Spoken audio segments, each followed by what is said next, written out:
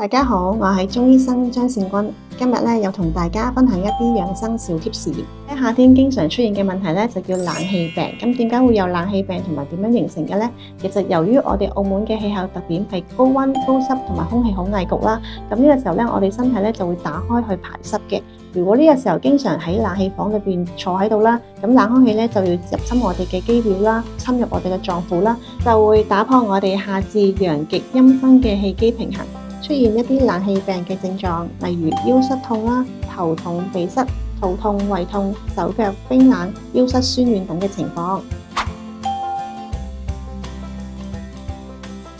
另外咧喺茶飲方面咧，我哋都推薦大家可以煮一啲生薑紅棗水啦，可以喺夜晚臨瞓之前飲，或者晨早起身飲，咁就可以達到散寒溫經嘅作用。另外咧，亦都可以用一啲艾條咧去艾灸我哋嘅大椎、風池同埋足三里嘅穴位，每次艾灸5分鐘，亦都可以幫助我哋溫經散寒嘅。亦都咧可以鼓勵大家咧喺臨瞓前咧用生薑艾草煲水去浸腳，大概浸15到20分鐘。咁呢個咧都可以幫助我哋可以溫經通絡嘅。